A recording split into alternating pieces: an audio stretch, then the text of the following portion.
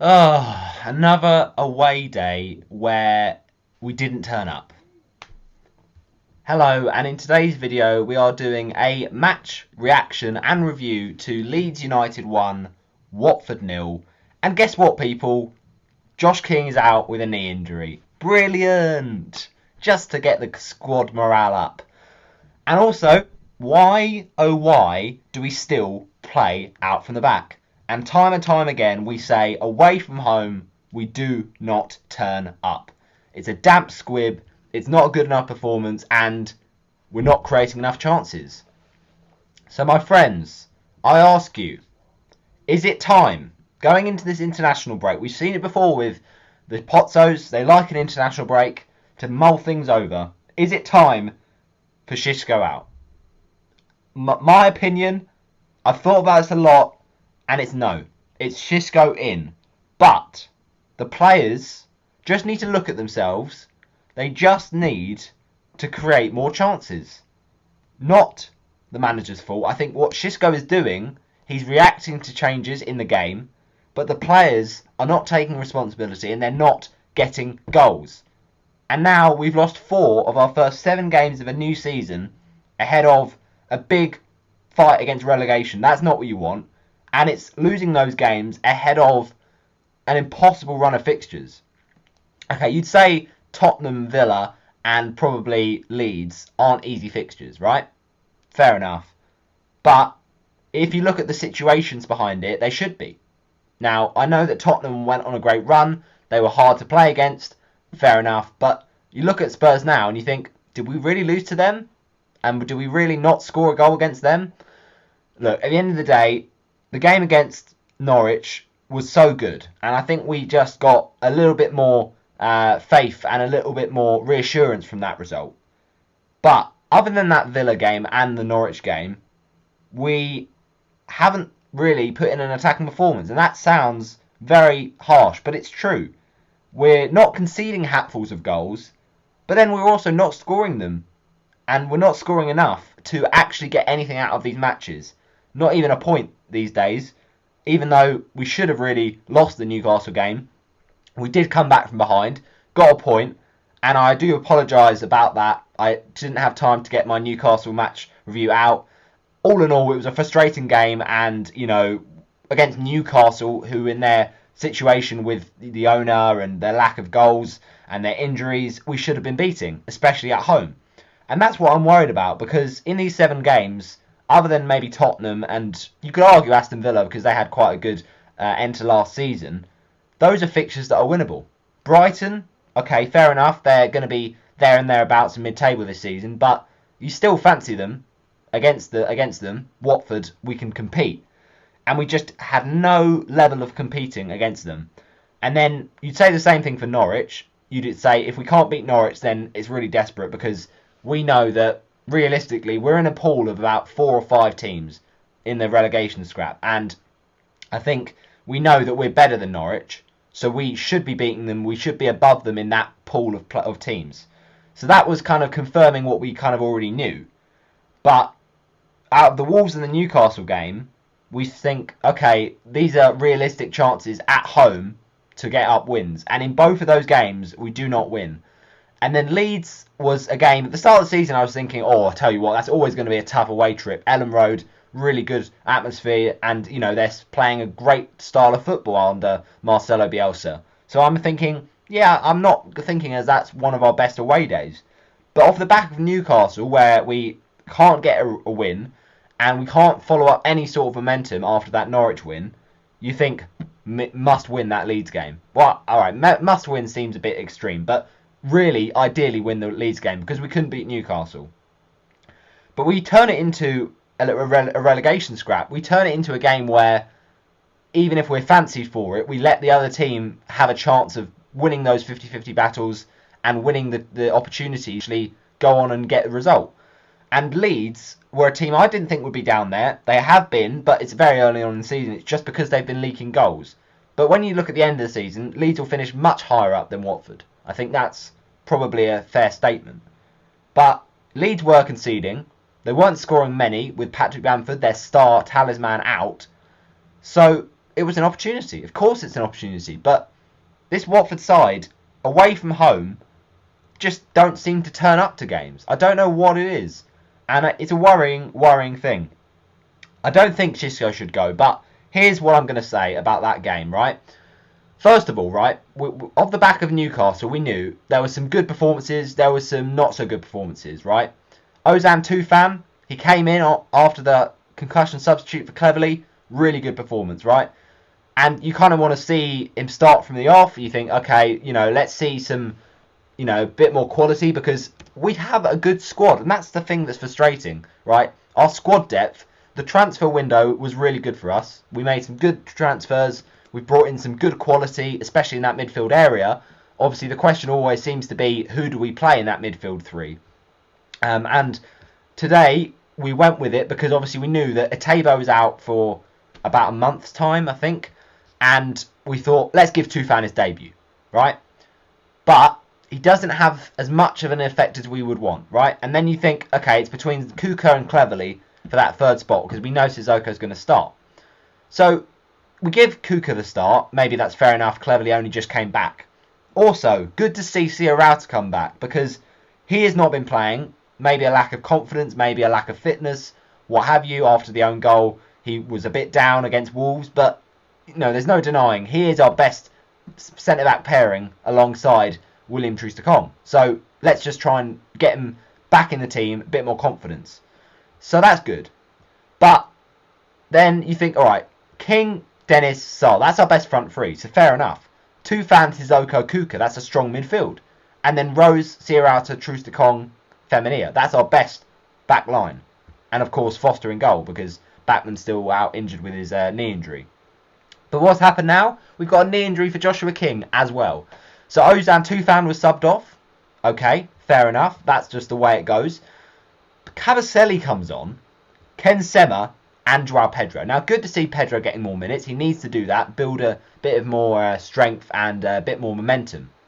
But why do we bring on, when we're trying to get back in the game, we're trying to create chances, but I'll talk about how we don't basically do that in this game. We bring on a defender for Sierrao. Okay, fair enough. But do we not just go to a back three? I know that sounds really silly because that's way too risky, but we've got to push for games. We've got to attack games. And Ken Sema was a good substitution because he's the sort of player who can drive at opposition fullbacks, really get to the byline, whipping crosses. And Pedro as well. Good, positive change. And we had, Dan Gosling on the bench. He could have done something. And obviously, Cucho Hernandez, we know, has always got an impact off the bench. And interesting to see as well, Backman on the bench. That's good to see. Hopefully, he'll be back to fitness sometime. But you've got to say, since Foster's come in for that Newcastle game and the Norwich game and now the Leeds game, there's not been a lot of difference. In my opinion, Foster is solid. We know this, right? Backman had his few mistakes and hiccups in that Tottenham game. Despite making some good saves, he made that howler of an error. And look, I think when you concede in the first three matches of a brand new Premier League season, when you concede, 5 goals in 3 games, of course, your confidence isn't going to be perfect. But he was still fantastic for us last season. We had to remember his quality. But Foster's come in, conceded maybe his fault against Norwich, maybe got sat down a little bit by Pookie and shouldn't have, lost that communication with Cathcart. And then Newcastle could have done better for that goal, I think possibly, because it's not straight in the corner from Sean Longstaff. After watching it back, you kind of think it's a hit well, but if Foster just jumps on top of it, he can get over the top of it and then punch it over the bar rather than almost get underneath it and push it into the top corner inadvertently.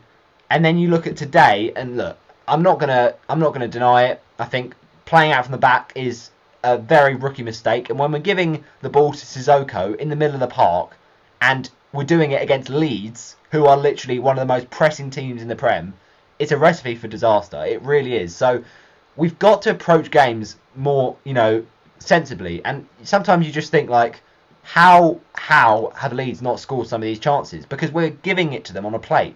And it was like the Tottenham game, and a bit like the matchup against Newcastle, because you're shooting yourself in the foot if you give away the ball this often, and you just don't really give much of a threat. And that's what I'm saying. Leeds were leaky this season. Defensively, problems. Ailing out injured. You've got most of their centre-backs up to this point were out injured. Llorente obviously is back in this game. He gets the goal with a really clever finish. It's just good improvisation. And Foster, to be fair, like, it's not that he had a bad game, but is he better than Bachmann?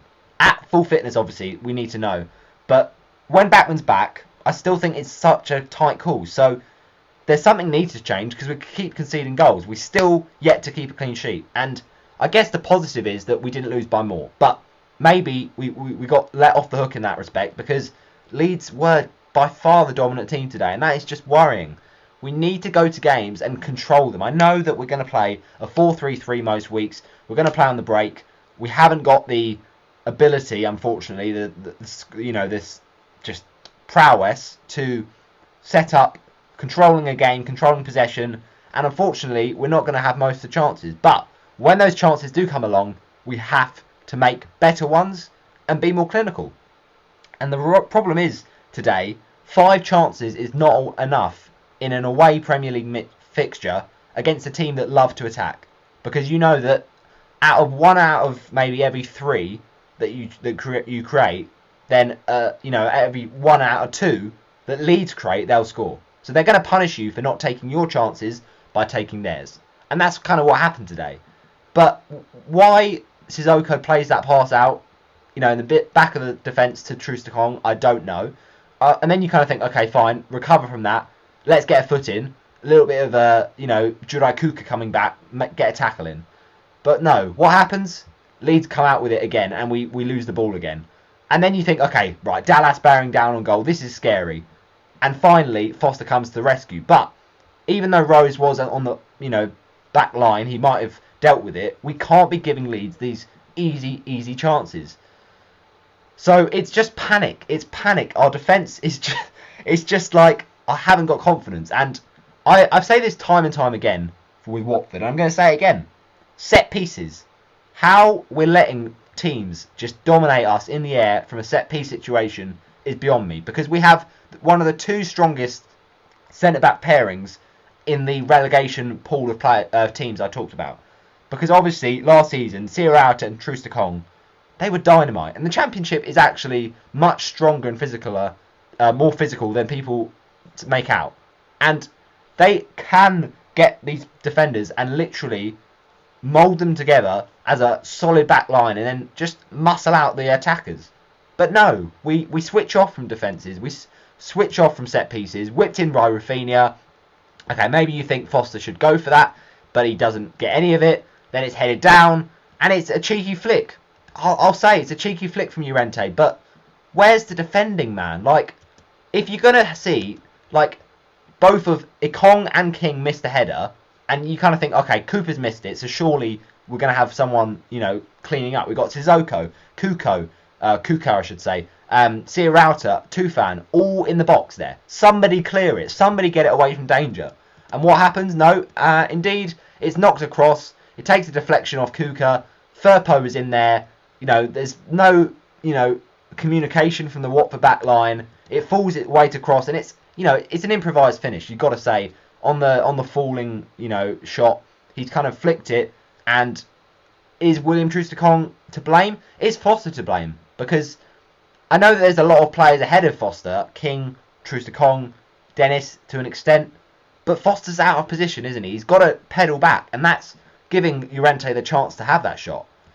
So it's not good. It's not good. But then it's not like we'd learnt from these lessons. Again, we give away the ball, and Leeds have a chance. So I'm not going to say that Leeds played badly today, because they didn't. They deserved their win. They had chance after chance.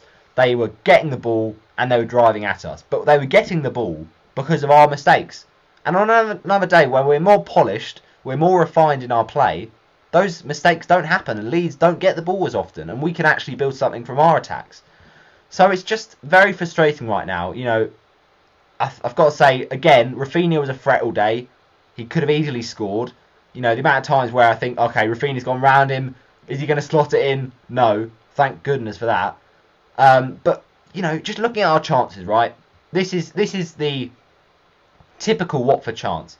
Really well won back. And with Watford, there's always the build-up. There's always the promise of getting the ball back, and setting it up, and you've got about 2 players in the box. You've got King, you've got Dennis. Pass to one of them, because if they shoot first time, then they could score, right?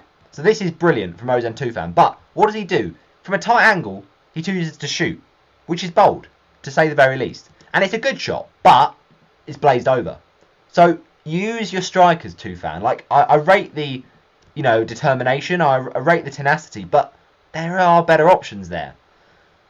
And when Rafinha crossed in that ball, I thought, yeah, surely we've dealt with that. Like, that's not going to be a problem. Just get it away. But no, Judai Kuka, clear your lines, mate. Just clear it. And Matthias gets it back into the box, and you think, okay, right, let's just see this away. And Foster's nearly caught out, nearly in the top corner. So you kind of think, if that kind of volley goes in, then we're toast. But we have chances. It's not like we were completely devoid in the game, but not enough shots being made. Like, 5 shots is not enough. 1 shot on target is not good enough. And even with Pedro on the pitch, we just weren't able to cause Leeds many problems. Now, Pedro, one side of his game which he has developed is a bit of strength, a bit of number 9 work, and he did that brilliantly. What a ball. I mean, it's exactly what you want. I think when you're chasing a game, you want to be back in it, want to show that momentum, and Kiko doesn't panic here. I mean, he got the booking today, Kiko, but I still thought he played well. The overall team performance, not good enough, we know that, but, when Kiko sends it in, you think this is exactly what you want. You want a forward flicking it on, because we don't have that anymore. Troy Deeney's gone. We haven't got that number 9, unfortunately, that's winning those aerial duels. Although Dennis did do it at the start of the season, we haven't seen much of it recently. So Kiko Femenia puts it right into the mixer, basically, and that's what we want to see from Dennis. Runs off the man. Get behind the fullback, because Dennis has got pace, just like Ismail Assar. So Pedro wins it, flicks it on. Dennis, go on, son. And what does he do? He can't control the ball, and it goes out. And it's just like, Meslier, at the end of the day, it's always going to be a tight angle. But if Dennis takes that first time, or doesn't think about the shot too often, then Meslier doesn't have to come out and smother him, and then the ball doesn't have to go out of play. Do you get what I'm saying? So he makes the angle tighter for himself by the lack of indecision. But I guess it's always going to be a difficult chance, and Meslier obviously gets clattered in the process. But then the corner, right? Let's talk about the contentious decision. The goal that was a goal, but not a goal, because, look, right, goalkeepers, they're always protected in this situation. I don't think we can say that we lost the game because of this, because did we deserve something from the game based on the performance? No. Let's be brutally honest. But it could have got a way back into the game. We still might have lost. But the point is, it's something, right? It's a good delivery in the box. We know that the delivery can be good. Just seems that we can never, put in a defensive good performance from our point of view. And look, I don't see where the issue is, right? I know Cabaselli's been a bit clumsy here, right? But Mellier's dropped it on his own account.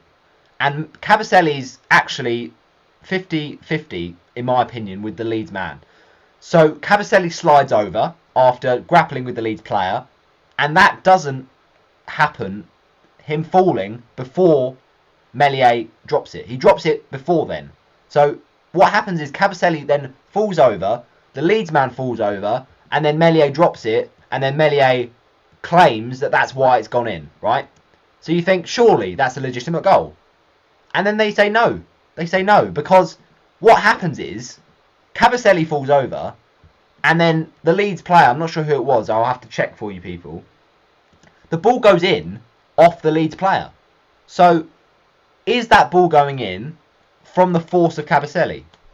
Well, not in my opinion, because I know that Cabaselli does, show clumsiness, but is he tripped over? Because if he is, and he's on the floor and he's rolling about because he's just been pushed by the Leeds player, and then the Leeds player tumbling also because of the fact Cabaselli's on the floor, and of course he's going to trip him up because he's in front of him, is that Cabaselli's fault? Well, seems a bit harsh to, because at the end of the day, Meslier, he gets it in his hands, he drops it, and he drops it straight onto the Leeds player.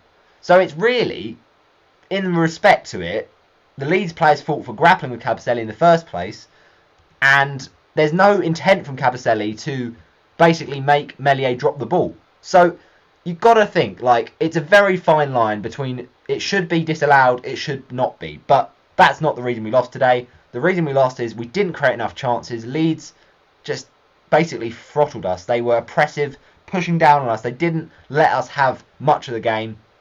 And I've got to say, we talk about dropping the ball, and Foster did it himself today.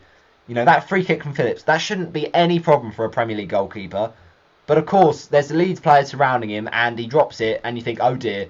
Tyler Roberts goes for it, and fair enough, right? Julai Kuka made a mistake in the other part of the game with the goal, but that's a good clearance off the line when it's needed. And then we get very lucky, don't we? We get very lucky with a shot that goes in from Roberts, because, look, at the end of the day, the goal's unguarded. It's a good block, but then, look, that's a thunderous strike. Like, he gets so much power behind it. Like, that could have been an absolute screamer from Roberts. So, I think, he's basically done the karate kick, and it's bounced down, and we've cleared it. So, look, I think we deserve to lose today. That's the short of it. I think Leeds deserve to win.